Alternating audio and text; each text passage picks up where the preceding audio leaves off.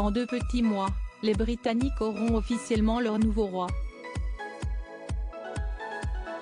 Charles III sera en effet couronné au cœur de l'abbaye de Westminster aux côtés de son épouse Camilla Parker Bowles.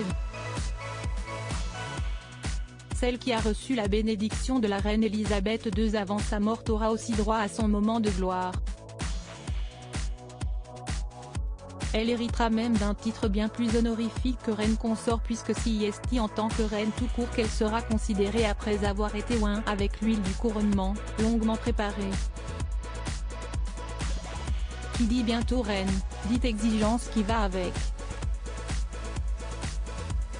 Pour que l'événement soit à la hauteur de ses attentes, Camilla Parker Bowles a imposé une condition aux organisateurs et à son mari, la présence de ses petits-enfants. Lola et Elisa, 15 ans et Freddie, Louis et Gus, 13 ans, devraient même occuper une place centrale le jour J.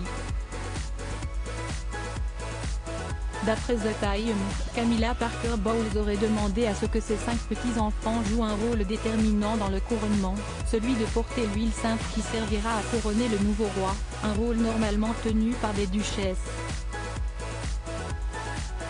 Les petits-enfants de Camilla ne sont pas les seuls à être promis à une tâche très importante.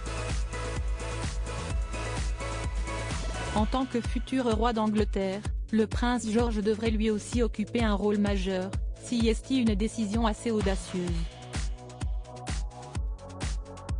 Un autre exemple du roi et de la reine consort qui n'ont pas peur de bousculer un peu les choses pour refléter les réalités de la vie moderne, dont la famille recomposée est un élément central. Un couronnement sous tension. Le couronnement du roi Charles III devrait être un moment de joie, certes solennel, mais symbole d'un renouveau au sein de la couronne britannique. Malheureusement pour le futur toi, lui qui a dû s'imaginer l'événement tout au long de sa vie, n'aura peut-être pas droit à celui dont il a toujours rêvé. Depuis des mois, de lourdes tensions font rage entre le clan royal et le prince Harry et Meghan Markle, exilés en Amérique depuis leur retrait des premiers rangs de la monarchie. Le couple Sussex a ouvert les vannes des critiques et des reproches depuis son départ, soulignant le manque d'empathie et de soutien des membres de la famille, le racisme présent au sein du palais et les coulisses des discussions houleuses entre Harry, son père et le prince William.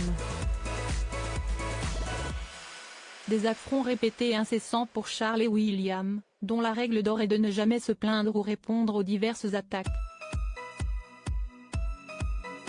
Si sa présence est souhaitée, le prince Harry pourrait ne pas assister au couronnement.